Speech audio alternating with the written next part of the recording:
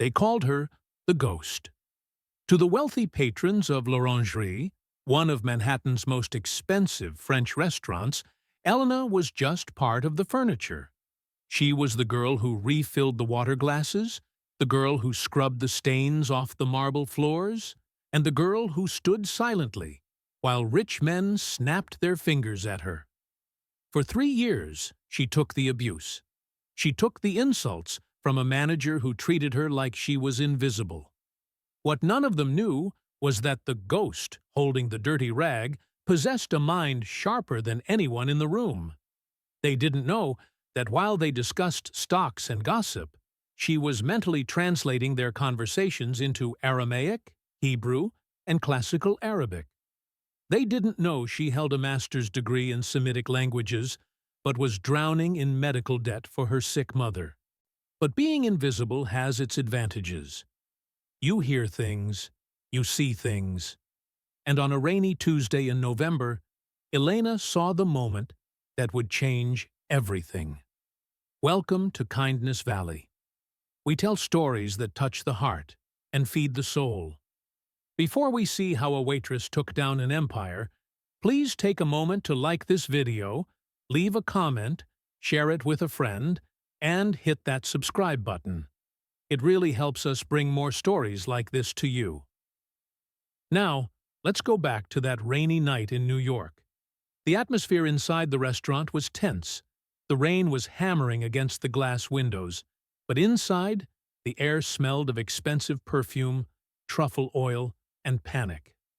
Gavin, the floor manager, was pacing back and forth near the kitchen pass, sweating through his cheap suit. He clapped his hands, startling the staff. Listen to me. Tonight is not a normal night. We have a guest arriving in 10 minutes who could buy this entire city block with his pocket change. Sheikh Hamdan Al-Fayed. He controls shipping lanes, oil fields, and half the real estate in London. I want perfection. Jessica, you take the front. Elena, you stay in the shadows. If I see you within 20 feet of his table, you're fired. Do you understand?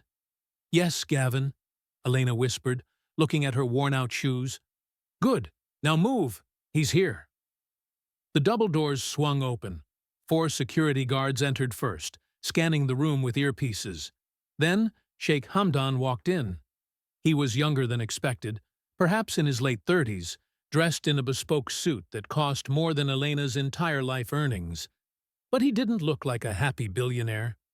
He looked exhausted, grieving, and dangerous. He was followed by an entourage, but his personal translator was missing. Gavin rushed forward, bowing so low it looked ridiculous. Welcome. Welcome to l'Orangerie. We have the best table. Please. The sheikh looked at Gavin with cold, dark eyes and said something in Arabic. It wasn't the standard Arabic heard on the news. It was a thick, rich dialect from the deep desert of the Najd region, fast and poetic. Gavin froze. He smiled nervously. Yes, yes, right this way. The sheikh frowned. He stopped moving. He spoke again, louder this time, his voice thundering through the quiet restaurant. He was asking a question, but Gavin just kept nodding like a bobblehead. The sheikh turned to his guards, frustration boiling over.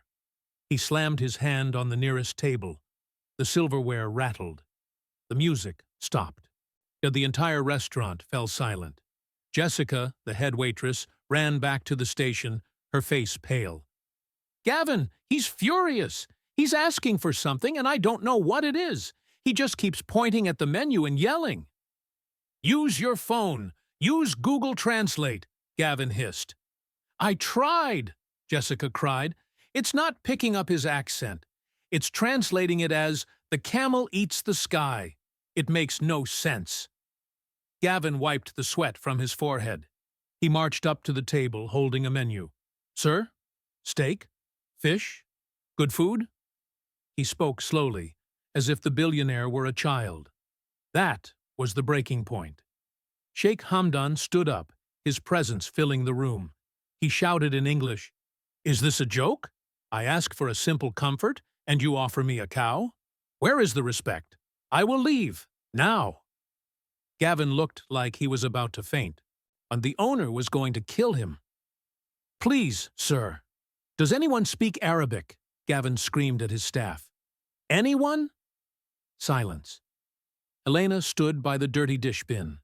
Her heart was pounding against her ribs like a trapped bird. She knew what the sheikh wanted. She had understood every word. He wasn't just angry. He was in mourning.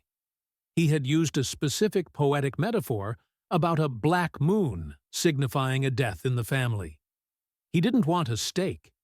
He wanted specific tea, Suleimani tea with fresh mint and saffron, to calm his nerves before a business meeting. If she stepped forward, Gavin might fire her. If she stayed silent, the sheikh would leave, and the staff would suffer the owner's wrath anyway. Elena untied her dirty apron. She smoothed down her simple black dress. She took a deep breath, walked past a stunned Jessica, and then stepped onto the main floor. "Gavin, move," she said softly. "You?" Gavin sneered, blocking her path. "Get back to the kitchen, rat. You'll make it worse." "He doesn't want food, Gavin. He wants solace. Move, or he leaves." Before Gavin could grab her, Elena stepped around him. She stopped 5 feet from the sheikh. She didn't bow. She didn't smile a fake customer service smile. She simply clasped her hands respectfully and waited for him to look at her. When his angry eyes met hers, she spoke. She didn't speak English. She didn't speak the robotic Arabic of a textbook. She spoke his dialect, the dialect of the tribes. Her voice was low, resonant, and perfect. "Your Highness, the clouds may hide the moon, but they cannot steal its place in the sky. I apologize for the noise. And the tea you requested, with the ratio of cardamom and saffron used in the winter season, will be ready in 5 minutes." The silence in the restaurant was heavier than before. But this was a different kind of silence. It was the silence of shock. Sheikh Hamdan stared at her. His mouth opened slightly. The anger drained from his face, replaced by pure disbelief. He took a step toward her. "Who are you?" he asked in Arabic. "You are not of my people, yet you speak the tongue of my grandmother." "I am Elena, sir," she replied in the same dialect. "I am a student of history, and language is the bridge between hearts." The sheikh let out a long breath, his shoulders dropping. A genuine smile touched his lips. He sat back down. "The tea," he said softly. "You know how to make it?" "I know that if the water boils too long, the tea loses its soul. I will make it myself." "Go," Hamdan commanded. "And you, Elena, you serve me, no one else." As Elena turned to walk away, she passed Gavin. His jaw was on the floor. He looked like he had seen a ghost. Elena didn't even look at him. She went straight to the kitchen, ignored the chef's protests, and brewed the tea exactly as she had studied in her textbooks. When she returned, the sheikh was waiting. She poured the amber liquid. He took a sip, closed his eyes, and sighed. "Perfect. By Allah, it is perfect." For the next 20 minutes, the restaurant watched in confusion as the billionaire and the mute waitress spoke like old friends. They didn't talk about business. They talked about Bedouin poetry. They talked about the architecture of Petra. Hamdan had never met a Westerner who respected his culture deeply enough to learn its nuances. Yet he was captivated. But the peace was shattered by the sound of heavy footsteps. "Hamdan! My friend!" Harrison Sterling burst into the room. He was a real estate mogul with a smile that showed too many teeth. He was loud, arrogant, and followed by Gavin, who looked relieved to have a real English speaker back in charge.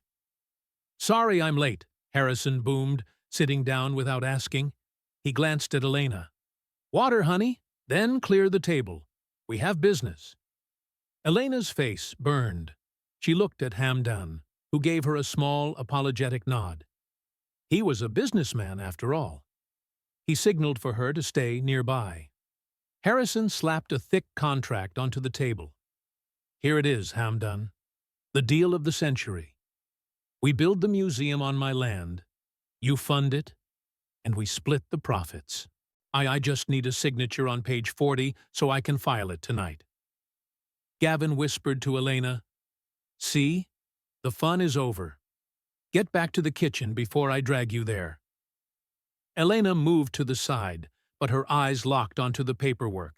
She had worked as a legal translator to pay for her tuition. She could read a contract upside down from 6 feet away. As Harrison flipped the pages, Elena saw something. Paragraph 12, subsection C. It was buried in the fine print. Irrevocable transfer of asset liquidation rights. She froze. Harrison was smiling, handing Hamdan a gold pen. Just standard boilerplate, my friend. Guarantees the artifacts stay with your foundation. Hamdan took the pen. He trusted Harrison. They had been partners for years. The pen hovered over the paper. "Don't sign it." The voice was clear and firm. Harrison's head snapped up. Gavin lunged forward to grab Elena. "What did you say?" Harrison snarled. "I said, do not sign it, Your Highness," Elena said, stepping out of Gavin's reach. "He is lying to you." "You little—" Harrison stood up, his face red. "Security! Get this waitress out of here!" "Wait," Hamdan said. His voice was quiet, but it stopped the guards in their tracks. He looked at Elena. "Why?" "Paragraph 12, Elena said, pointing at the document. "It grants his company liquidation rights. That means if the project goes $1 over budget, which he can easily manipulate, he has the legal right to seize your family's artifacts and sell them to private buyers to cover costs. He isn't building you a museum, sir. He is building himself a treasure chest to loot." Harrison turned pale. "She's a waitress. She doesn't know what she's talking about." "She's crazy." Hamdan didn't look at Harrison. He put on his reading glasses. He turned to page 40. He read the clause. The air in the room dropped 10 degrees. Hamdan slowly stood up. He picked up the contract in his hands. He looked at Harrison Sterling, a man he had called a friend, and then he ripped the document in half. The sound of tearing paper was the only sound in the room. "You thought, because I am from the East, I would not read the language of the West?" Hamdan asked, his voice shaking with controlled rage. "Hamdan, please, it's just a safeguard," Harrison stammered. "Get out," Hamdan said, "before I buy this building just to throw you out of the window."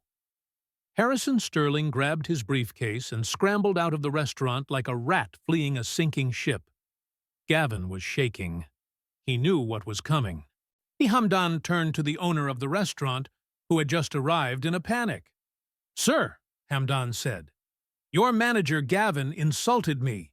He treated me like a child. And then he tried to fire the only person in this room who has any integrity." Hamdan pulled out a checkbook. He wrote a number that made the owner gasp. "This is for the meal, and for the inconvenience. But I have one condition." "Anything, Your Highness," the owner stammered. "Fire him," Hamdan pointed at Gavin. "Now." "Gavin, you're done. Get out," the owner barked immediately. Gavin looked at Elena, hoping for sympathy. He found none. He walked out into the rain, jobless. Hamdan then turned to Elena. "And you, Elena, you are fired too." Elena's heart stopped. "Sir?" "You cannot work here," Hamdan smiled. "Because you are hired by me. I have translators, Elena. I have lawyers. But I need someone who can read the hearts of men. I need a director of international relations. The salary is $200,000 a year. Do you accept?" Elena looked at her hands that were raw from scrubbing floors. She looked at the man who saw her when no one else did. "I accept," she whispered. "Good. We fly to Dubai in the morning." 6 months later. The sun beat down on the glass skyscrapers of Dubai. In the penthouse boardroom of the Al Fayed Foundation, the air was cool and silent. Harrison Sterling sat at the long table, sweating. His business was failing. After the New York scandal, investors had fled. He needed this meeting to beg for forgiveness. He needed Hamdan back. The doors opened. Harrison stood up, buttoning his jacket, pasting on a fake smile. "Your Highness, He stopped. It wasn't Hamdan. A woman walked in. She wore a tailored cream suit that screamed power. Her hair was cut sharp. She carried a leather portfolio.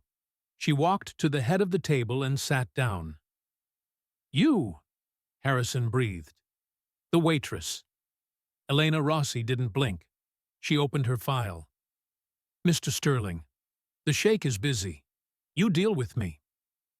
"This is a joke," Harrison laughed nervously. "I'm not negotiating with a servant."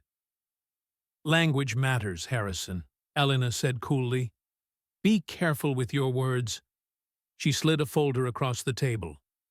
"I've been reviewing your overseas accounts, translating your ledgers. You see, you created shell companies to hide assets. You thought no one would check the names, but you used Latin names: Veritas Holdings, Equitas Corp. You forgot that before I was a waitress, I was a linguist." Harrison went white. "I have already sent this file to the SEC," Elena said, checking her watch. "The police should be waiting for you at the airport. However, the sheikh is a merciful man. If you sign over the deed to the Manhattan property, the one you tried to steal, we might delay the press release by 24 hours. It gives you time to call your lawyer." Harrison Sterling looked at the woman he had once called trash. He realized then that he had made the biggest mistake of his life. He signed the paper with a trembling hand. "Get him out," Elena said to the guards. As he was dragged away, Elena walked to the window. She looked out at the endless horizon of the desert. Her phone buzzed. It was a text from Hamdan. "Is it finished?" Elena smiled and typed back, "It is finished." He finally understood. Harrison Sterling learned a hard lesson that day. He judged a book by its cover, and he paid the price. Elena proved that your current situation is not your final destination. Intelligence, integrity, and resilience will always outlast arrogance. Thank you for watching Kindness Valley. Never let anyone tell you that you are just a waitress, or just a student, or just anything. You are the author of your own story. If this story inspired you, please hit the like button and subscribe to our channel for more incredible stories of karma and justice. See you in the next video.